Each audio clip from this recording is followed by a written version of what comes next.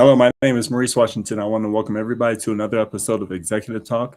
Those that are watching live and those that are listening later on our podcast, thank you so much for joining us in today's program.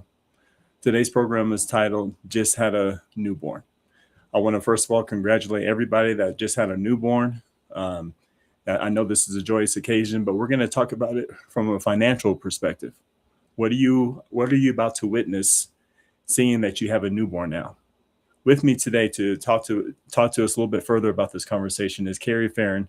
She's with Summit Global Private Wealth. So without further ado, let's go ahead and bring Kerri to the stage. How you doing, Kerri? I'm doing great today. The weather's getting a little cooler, so that's good. How are you doing? Yeah, it is good. I'm doing well. I'm with you. I'm ready for the weather to go ahead and dwindle down, get more manageable. So yeah, a little worn out, but here we are. But I just want to make sure everybody knows Kerri just came from a birthday. Want to give her a shout out to say happy birthday to you, happy belated birthday. And so, did you enjoy yourself? The big 55. Woo! Yeah, there you go. So let's go ahead and fast forward our conversation to just had a newborn. Why is this such an important conversation for you to discuss with us? I think this is a great topic to cover because people are really excited to have the new kids, babies, start the new life, but the money situation becomes something later that, now we're starting to figure out this does cost money. And they want to have the best for their family and their kids to grow up. So money's something that is really something they need to know about and learn about and be ready for. Yeah. It's one of those things that having a baby, and I want to make sure the audience does know that we don't take this conversation wrong, meaning we're not going to say that, now you have a baby, now you have to think about money. It's want you to be excited about having the baby and, so on and so forth. But the reality is there's a new situation, right? So we just have to be honest about it and go at it for what it is. And speaking of newness, talk to us about this slide right here and what this means to you. Yeah, so as you can see, there's a lot of new on there. That's right. It just totally changes lives. I mean, for the most part, it's for the good of the children's lives, but there are total new things that come up, like new responsibilities are your personal things, the activities, things that you do are now on the back burner because the responsibilities are more taking care of the child, doing what's right for the child, which bring on the new expenses. It costs thousands and thousands. I know you have a slide we're going to look at later that says it's $300,000 for a child, but it is now up to $1 million if you add on all this other stuff. So if you want to show that chart on that part, Sure. we can do that. And that also brings up the new priorities and new need for protection. So the amount is $300,000, which shows on that slide or that video that you had. Yeah, let's go ahead and bring that up for the audience to watch or to see. And I'll go ahead and read it off to everybody. So what we have here, and I Googled this because everybody knows that's watched the program that I'm a curious guy. So I'm going to go ahead and get some data. So in this data, it reads, it costs an average of $303,418 to raise a child from birth to 18 in the United States. According to the latest data from the Comprehensive Lending Tree Child Cost Report, this breaks down an average of $16,857 per year, or about $1,405 per month, after accounting for tax exemptions and credits. So that's the figure that Kerri is referring to. Kerri, so that's data. Is that shocking news? Yeah, it is shocking news, but the thing that when people look at it, that says, of course, like I said, the 300,000 something, but that's just the basics for a child. When you look at it, everything else, when you start school, when you're buying stuff on bigger vacations, marriage coming up, I mean, all these things that we'll talk about adds all these new expenses to take care of a child for 18 years. And that's around $1 million a child. So the new expenses, we need to start looking at that when they do their financial strategies for the next year, next 6 months, every quarter, which is recommended, to start looking at what their expenses are and how to take care of that. And it goes with your priorities also. Kind of like the responsibilities, you have to start looking on what's more important and what's going to cost most money that you really have to start thinking about.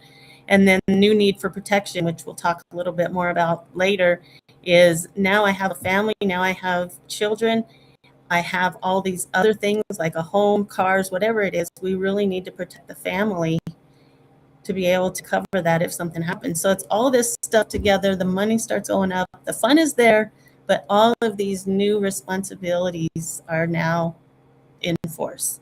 And it happened as soon as the baby's born. All of a sudden, things are different. That's right. And here's what I would like to do, Kerri, is I want to go ahead and have everybody look at this word new. It keeps on popping up.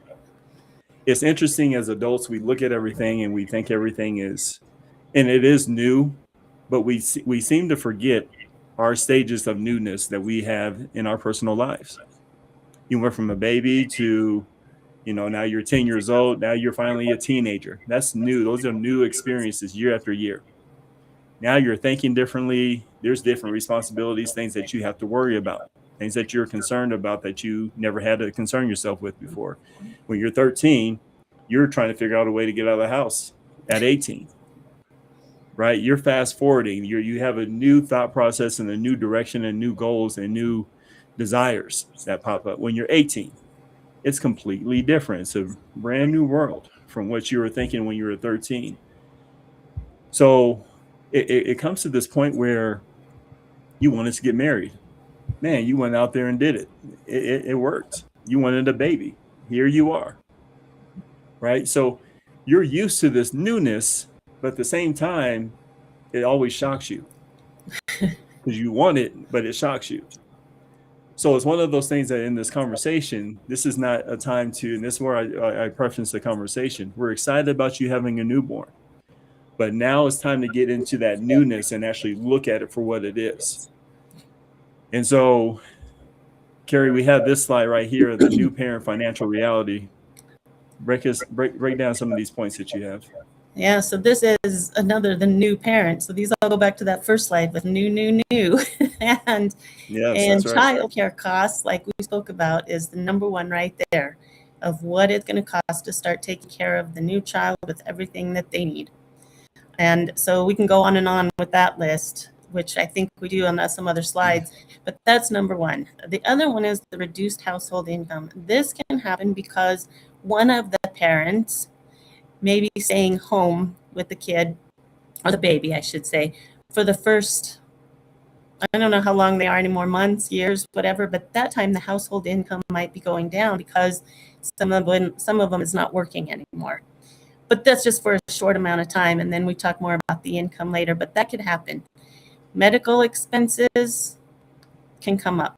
I always use an example of I have a cousin that they just had children. It's been 6 years now, so she's already 6 years old, but she was born with heart problem, and she had to have 3 surgeries in the first couple years. So right there, it's not just basic medical expenses that you're going to have, just the basics of having a child, but some other things can be added on real quick that you're not ready for, which was unfortunate. Sure. Everything is looking good now. Then the lack of sleep. This is something that every couple hours, you're up taking care of the baby. So the sleep goes down, so you're tired a lot more, and that can come up with a lot of financial mistakes. Not even just regular basic mistakes, but more on financial, because things aren't clear. They're not thinking, and all you're worried about is trying to get some sleep. Then if we go a little bit farther again with the future education expenses, education is getting so expensive. They're around like $40,000 a year, depending on where you're going to. And so all of a sudden the view on saving money for that may change. And then you never know if your child is going to go to college or not, but you want to at least start looking into that. And then how much raising a child can cost over time. Like we looked at that other chart, it can cost up to $1 million just for the first 18 years. And I'm 55 and I will give you experience that I have. I'm 55 and my parents or my mom is still worrying about me, buying me stuff, even though I'm 55. And so the point of it is that the money continues to go even after 18. And why planning early creates flexibility? What this means is if we're planned early enough, then you have a future of flexibility, of being able to do different things like travel, changing jobs, buying homes, things like that, because you're scheduled for it already. You are knowing that there are going to be different things coming up, different plans. And so you need to really do a financial strategy often to make sure that you are flexible, you are able to do what you want to do with your children, and that it's not tight every single year. So those are big things that really kind of point out when you first have a child that, like, oh my God, look at all of these new expenses that we're going to have on here. So that's what we want to talk about, going through there and making sure that people understand that and how we can start working with you to make a financial strategy. And look at this, folks. Look at this again. We went from the new. Let's keep on going with that word new. These are new costs, childcare costs that are associated, which creates new decisions. It's one of those things that when the two of you, it was just the two of you, you weren't thinking about childcare costs, were you? You weren't thinking about medical expenses, because you're an adult, you can potentially manage your own medical expenses and, not put yourself in situations. But we do know that with kids, and you were a kid before, they come with weird situations. Kerri and I was talking yesterday. I read a report on YouTube that the new medical issue, or the new thing that's happening to a lot of kids, is those e-bikes. They're finding an uptick, about 671% an uptick in as far as kids going to the hospital because of these incidents. That adds cost that you weren't expecting. So this reduced household income, well, let's think about it. Sometimes the decision that you have to make is, I'm going to go ahead and stay home. Does the man or the woman stays home with the kid? Well, that changes the dynamics of the income and what you're able to do. And so part of that newness is the new decisions that are needed to be made, and the new worry, the new stress that start to consume you. And so have you found that to be the situation, Kerri?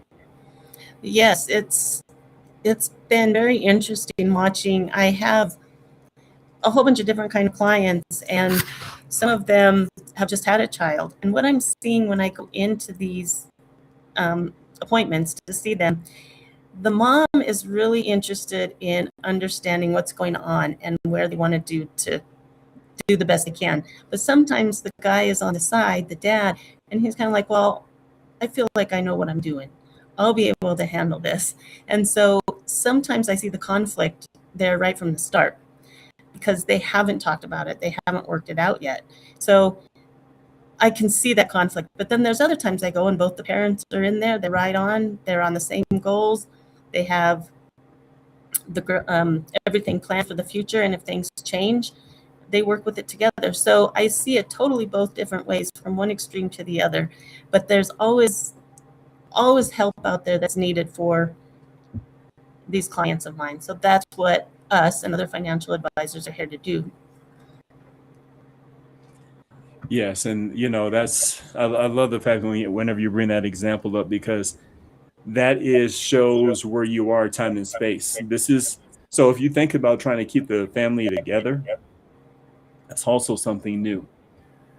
Gentlemen, as she was mentioning, because it's typically the guy who gets because it's typically the woman who wants to push the appointment, because that's her concern, is the money equals security. Would that be accurate? Definitely. Once Okay. that money is a stress on the family and the baby's here, and so yes, let's get that taken care of. Yeah. So actually, we're looking at your wife's perspective on the household now. These are all lists of that wife's perspective. I'm not saying it's not the guy's perspective either, but he's thinking something different. He thinks everything is okay. but she is looking at this at a completely different realm. So part of this conversation, gentlemen, is to understand the new thought process, to understand, to find your woman. She's here. She's constantly concerned about these things. So this is actually a good wake-up call at what's new and the new realities of your woman. Remember, before you didn't have these kids or this newborn, it was just you and her, and the finances were just fine, and you were relaxed.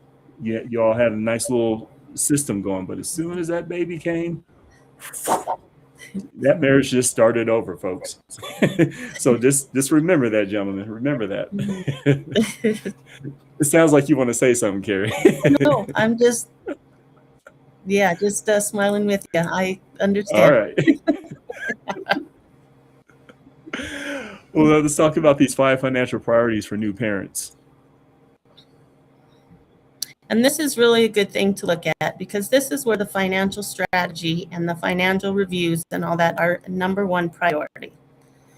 One of the things right there, emergency fund, we talk to clients about that even without children, because if things happen, we want to make sure that they have the cash available to pay for those emergency things, instead of pulling out your credit cards, getting other loans, getting into debt, anything like that that can cause more stress on that. So an emergency fund right there, that cash aside a certain amount to be able to help with these things. Life insurance is another big one. I know that we've talked about this in other shows that we've had, but sometimes the life insurance is overlooked as just another cost. But life insurance, as soon as you have that child, costs can come in for the family. And if there is something unfortunate that happens, and one of them is left with a home to pay, a new child, all these kind of things, they need to be covered. The spouse Yeah. needs to be, either side, whichever one is, unfortunately, they're alone, and, facts are facts. But life insurance helps that, because it will help pay for a certain amount of things in time and take the stress off of the family to go through what they're going through. They don't need to worry about money also. So I just really keep enforcing that life insurance as soon as you have children, buying a home, all of that. This ties into the disability insurance, and that's really needed if something happens to one of the parents at work or something like that, that they have to take time off. They need to be able to have that extra income, because as soon as one income goes away, stress starts. So that Yes. really needs to be something, another kind of insurance to look at, which brings it all up to the estate planning.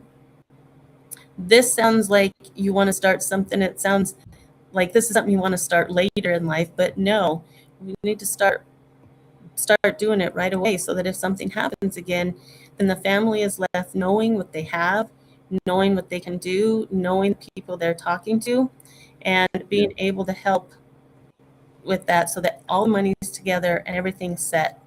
And then finally, the retirement planning. We talk about this a lot too. The parents want to be able to retire. They want to have the money and be able to have life after.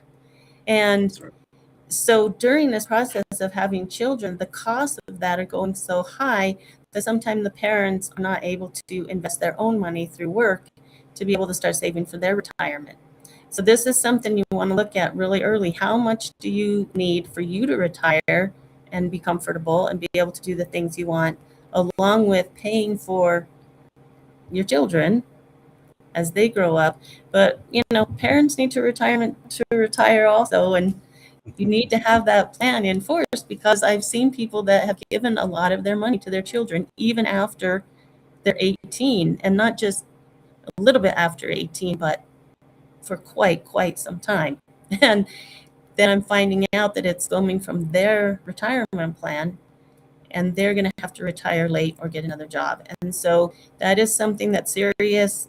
Really need to look at that and find out what you need to do, and set those goals and do those reviews as often as you can to be able to fit all of these priorities that we have here. Yeah. Early in this conversation, we talked about protection. And this is exactly what a financial planner such as Kerri is trying to stress when she's saying this is the time to get it. people like to push this off like it's just another cost or another sale that they're trying to have. But let me be clear again as to what this is. This is your protection part of your finances. Husbands, this is a financial bubble that your wife is stressed about. You start putting this bubble on your family, you can have your wife back. It sounds weird, but guess what? She's not thinking about that. She knows that this is taken care of. Her security is being taken care of. You can't wait. And this is one of those things also what parents tend to do when they have newborns is let themselves go and say it's all about the baby. It very much so is. However, you have to be in good health as well. Part of this is qualifying to make sure that you can get these things. So you can't just let yourself go. That's where, because what I found, Kerri, is that there's a conflict in trying to be yourself and also be a parent. Mm-hmm. And you realize there's not a lot of time in this world. You can't just go running around all the time. This is where you have to sink in and become a hermit for a while until you can get your system down to where I'm taken care of, the wife's taken care of, kids are taken care of. No, everything is taken care of before you go out and play. Mm-hmm. Just like your parents, and that's where that came from, is take care of your stuff first before you go out and play. Mm-hmm. And that's part of your health. So that way, again, you can be prepared to put this insurances in place. I'm certain that there's been a lot of circumstances when there's been an unexpected death where a person is died young, 40, 48 or something like that. Didn't plan for it. They look like they're in good health, but things happen. Mm-hmm. When you try to put stuff off thinking that you're just going to surpass everything, it's just one of those things. So, Kerri, is there any validity to what I'm talking about? Yeah, exactly. And as we're talking about this, I think about when you're on a flight and they're telling you if something happens, the first oxygen has to come down to the parent to take care of the kids. And that sometimes parents are like really concerned about their child. And they're like, well, why wouldn't I, try to help her first and get that going? And it's like, well, because if you're not well, if you're not ready to help, if you don't have the oxygen, then you may not be able to help. And so that comes with money, planning, everything. If you're not set, your child may not be either. That's right. So it's a really good way to look at that, because everybody agrees when they're on the plane, oh yeah, this could be good. But when it comes to now money and personal life, it works the same way. That's right. That's right. So let's talk about this point here. So saving for your child's future.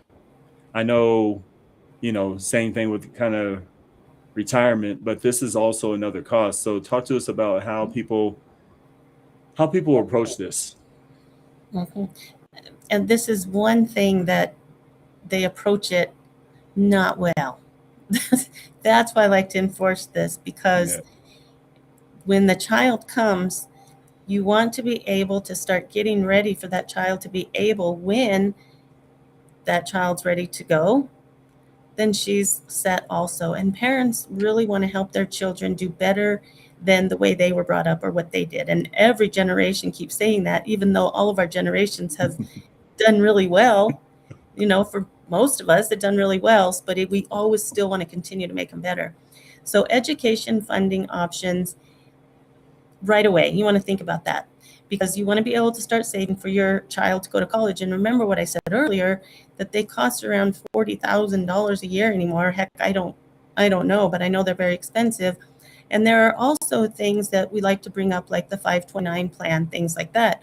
However, a lot of kids and a lot of people are growing up now not wanting to go to college, because there are a lot of jobs available that are making more money now than what you would have to spend to go to college. So even a 529 plan might not work. So you really need to talk about different ways to get those options up. Starting early, right when they're born, you can start putting money aside for that. So start early, not when they're 15 and go, oh no, what are we going to do? We're not going to be able to let her go to that university because we can't afford it. So start early. And then small contributions growing over time, even $50 a month, $100 a month, starting at age 0, by the time they're 18 and they're in the right place to make money, then they can have enough for their child. So it's all starting early at 0. They can even start life insurance for their children at 0 so that it's cheaper and they have it. So everything, you want to look back at the future, but don't wait until 10, 15, because then it could be too late. So always start early. Kerri, I have a question for you. Do you find that, because a lot of parents will say, I mean, even just listen to this, man, Maurice, man, Kerri, you're asking me to stretch my dollar out all these different places. But all at the same time, I still want to spoil my child. I want to gift them with a whole bunch of stuff as they're growing up. I want them to have better experiences than I had growing up. I mean, there's a common theme. I want to go ahead and have some fun still. Right. So that dollar, as you know, is stretched in 20 different places. And so how do you tell somebody to reallocate their money towards this as well? Yeah, so this is what we spoke about a lot yesterday, is looking at what's important at the time. The future is very important, and we want to help very much with the kids being able to get to where they want to be prepared, and be able to be successful in the future. So you want to be able to save money for that, for them to get that experience. But also, as they're growing up, you want to buy everything for your kids. They're just so cute and so spoiled, and you want to buy all these toys and do all this stuff for them. So you have the opportunity to do that, but sometimes people go a little overboard with it, and they want to spend a lot more money than what they really have. Now, we also talked about, when we look into the future, we're looking back now. What do we still have? Or even at 18, what did I have when I left the house? Was it everything that my parents had bought me? No, because they didn't last long. We got over the toys that we had because we grew up. So it's, again, you want to be able to really have your child grow up well, but let's think a little bit about the future too. So when I do financial strategies, we kind of put these into different buckets. It's like, okay, we want to be able to do this for our child, but we want to have this in the future. So that's how we can reallocate money to be able to have the things that they want for the most part, but also be able to save for the future. And so they can kind of have both. But a lot of people want to spoil their kids right away. And like, I had a cousin, they had a kid, and their whole basement was full of toys that they stopped using after a year. Even that, in fact, I shouldn't even say a year. They stopped using it maybe after a month, because there were new toys coming in. And so it's such, your money's going somewhere that's not really helping for the future.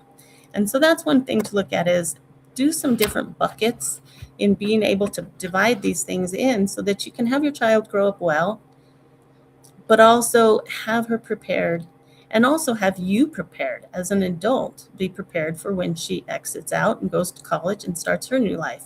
So, it's just different buckets. It's the same amount of money that we all have, but we just put it in different buckets. That is very profound. I want you all to really grab on to that. It's there's nothing worse than sitting down watching TV. Why do I say that? Do I watch TV? Absolutely. But there's these things called commercials.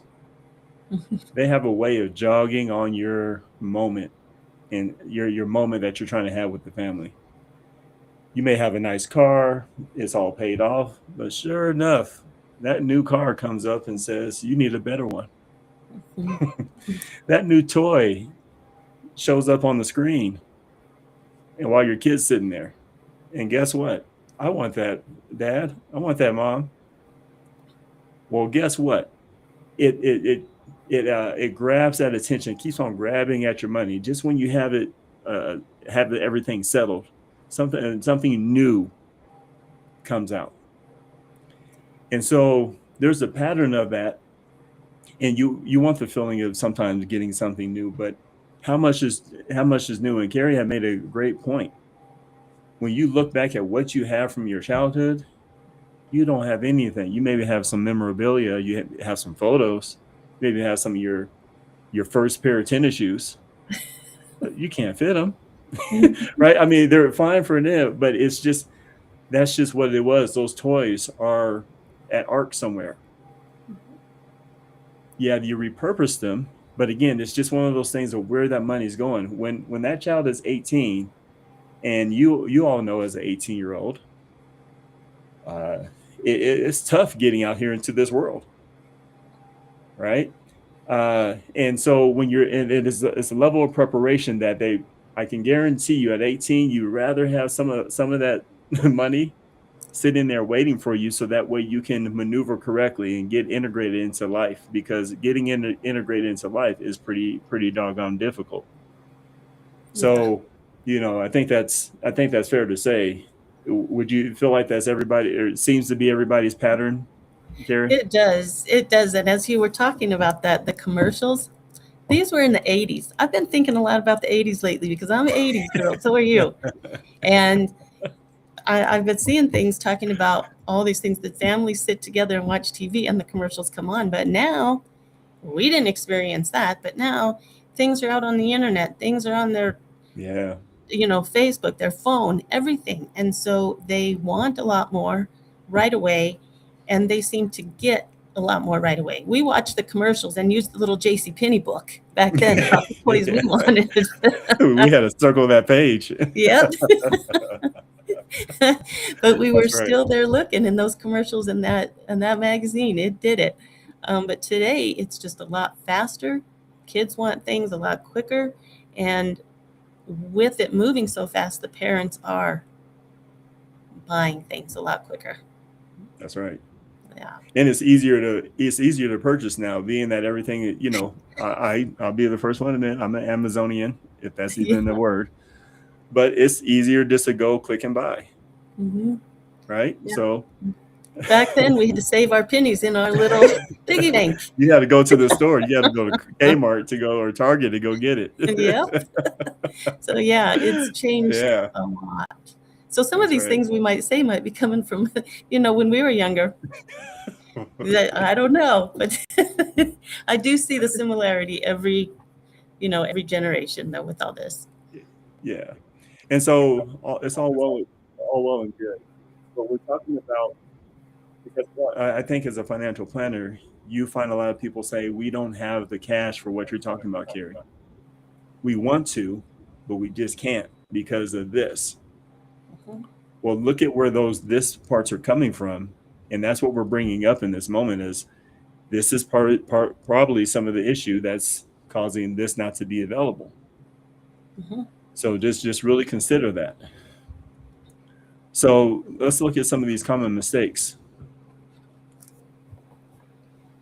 So this is another good thing to look at. It comes back to where the very beginning was with new. Mm-hmm. Now we have also new mistakes that can be on there. Yeah, no doubt. And that is I'm really enforcing that, like I said before, putting off that life insurance. We really need that for the family. And it's not just for when the parent dies, but it's also for the children later also. And, it's affecting the whole family along with the children. They don't realize it at the time, but it's also affecting them. So that really needs to be, in there. Ignoring estate planning when something happens, you should have your power of attorney, your power of finance, all that stuff that's in there, because if something happens and the children are not taken care of, then at least it's there. The estate planning is there for everything to be taken care of. The stopping retirement savings. I don't know exactly why a lot of older people work at Walmart, but I do think to a point that they don't have the retirement money. And again, I don't know what that's from, what's caused it. I don't know any of that. I just know that after the parents, the children are gone, parents don't want to work for the rest of their life. So they want to have their retirement savings going on continuously while they're working and going, and not just counting on just their children all the time. They have to think about themselves first too. Yeah. Trying to do everything at once. All of that stuff can cause stress, can cause money. And one thing, the biggest divorce is over money. Money comes when children come. So it all goes around, and you want, again, the best for your child. Not communicating your financial goals with your partner, like I said before. Some of the parents, one side may be thinking something than the other. Before this happens, work it out. Work on all these plans. Make this clear so that when some things happen, your financial goals are set, everything is good, and you don't have that non-communication thing that starts fights, blah, blah, blah, goes into the negative that I don't like talking about. So then you know the rest. Lifestyle inflation after a salary increase. This was one thing I was thinking about too, is when you're at, I'm going to give an example of, you're bringing in 50,000 a year, whatever. Your expenses are really close to that. Maybe you're spending 48,000, 50,000.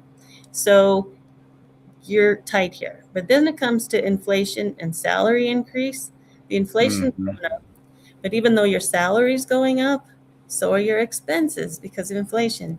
So you're in the same percentage of debt to income as you were bringing in 50,000 as you are today bringing in 100,000.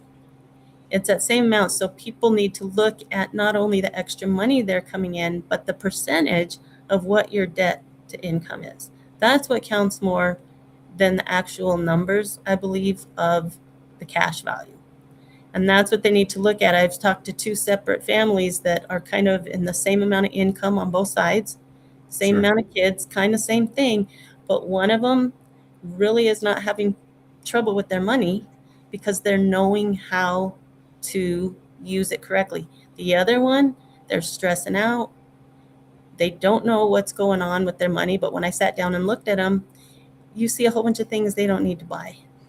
So it's, again, a financial strategy. You have to work together with your spouse because you can always, I shouldn't say you can always work it out because there are some that you can't. But for the most part, if you really think about it, talk, look at it, look at different opportunities and options that you can use, you can get this to work. And so it's just, putting it all together, starting off early, it's just something that can, what am I looking for, that can not cause things in the future of conflicts. It's just kind of hard to come up with these words, but the earlier the better. Just put it that way. That's fair. Kerri, when I think about everything that we've been talking about today, I think what I feel confident needs to be said is just had a newborn, a better version of yourself needs to come to the table. I want everybody to really take that without taking offense to that. When you were, as an adult, when you go to work and you work with somebody else next to you and they're not really caring, are you really excited about the version of themselves that's showing up at work? No, you're a little bit frustrated because you're bringing your best. You're putting thought into what you're doing. And that's the thing about us as adults, is we seem to think we made it. It's the worst thing you can ever do in life, is actually feel like you made it. Because when you have to strive, you have to always be better than what you were yesterday. So part of this is being a husband or being a wife now. It's now you say, I'm going to be a better version for myself, for you. When I'm putting off life insurance, I'm not being a better version of myself because I'm not protecting and thinking about everything that needs to happen. Trying to do everything at once. Well, now so this putting off, ignoring, and stopping, that causes the trying to do everything at once. I want you to really put all that together. Kerri is talking about jump on this now. This is the moment to show that better version of yourself and do that. Kerri, this is something that we have to talk about, make sure everybody really grabs the attention, is not communicating financial goals with your partner. This is one of those things, this is where a huge collision course of marriage comes into play. You don't know that person's past until you live with them. They can tell you how much when you date, how much they love you and how much of this, but you see how it turns out in their day-to-day, in your day-to-day experiences with them.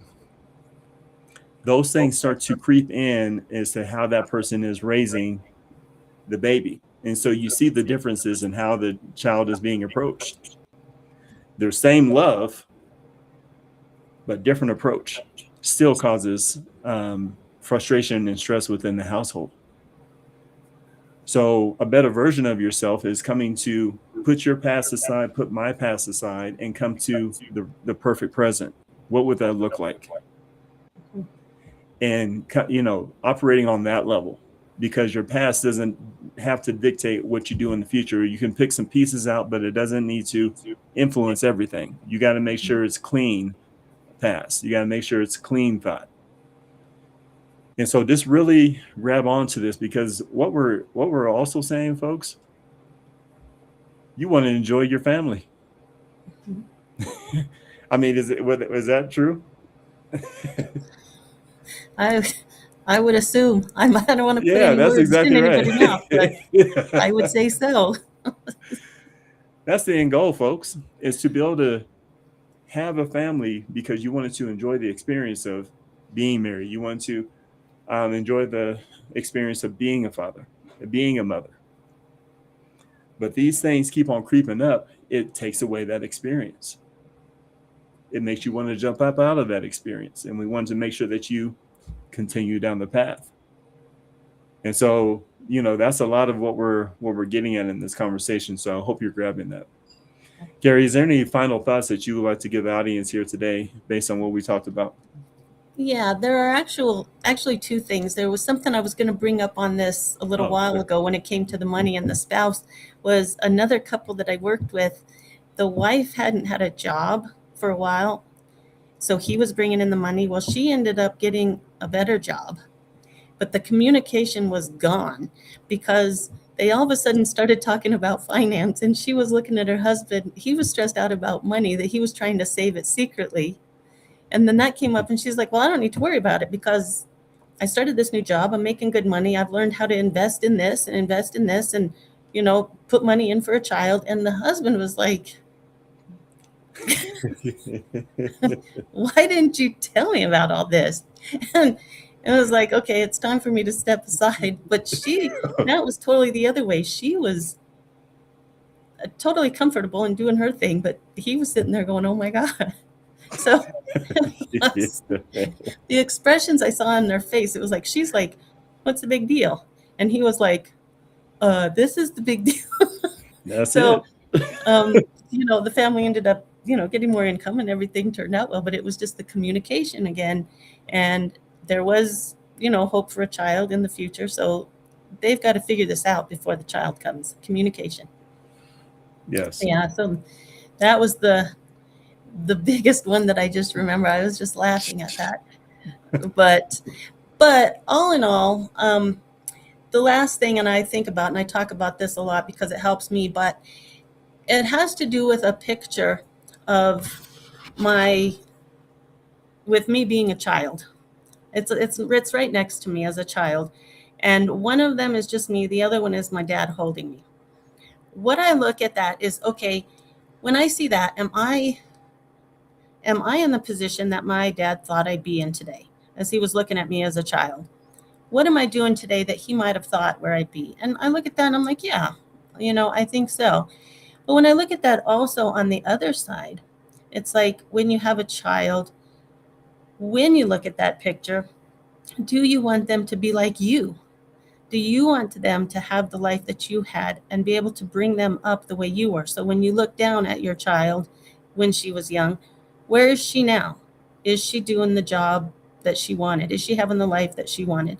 It's always good to go back and reflect, I believe, on things like that. And that's why I have that picture of me next to me that I look at. It's like, okay, is this where I should be, what my dad thought I was going to be? And when I get older, am I going to be around other people that I saw as young? Are they where they want to be? So it's just sometimes good to look at that. And I think it brings emotion and also care about your future and your children's future. And I just think that's a good idea. But that's what I wanted to leave that at, is life is very important. Life is precious, and you want to make it the best you possibly can. So that's where planning comes in. Even though it can be frustrating, the future can look a lot brighter. And that's what I think I'll close with. Absolutely fair. And I appreciate you, as always, Kerri, taking the time to dive into these areas within people's finances and things that they have going on to make it a better place for them. A lot of people may have or may not have thought about these things, and instead of getting into the trap and before it's too late, before you get into that argument, have this conversation with people such as Kerri to help you through. And I want you to make sure that you get that message from her. So Kerri, thanks for being here. Last happy birthday to you. Yay. Happy birthday. Enjoy it. This is going to be your best year yet. And we look forward to our next conversation here next month. All right. Thank you. All right. Thank you. And so I want to thank everybody else for taking the time out of your day to listen to what Kerri had to say. And remember, I know you just had a newborn, but this is the moment in time to keep that feeling of love in sight. And part of that is to make sure that you're making the right decisions first and foremost today. Keep a high level of communication between your spouse. This is not a time to retreat and be silent. This is a time to come together to show that example to that newborn, to as it grows into an adult child, what it's like to operate on a high level marriage. So I want to thank you all for taking your time out of your schedule. But Kerri and I, we actually have to get back to work. So we'll see you next time. Have a great day.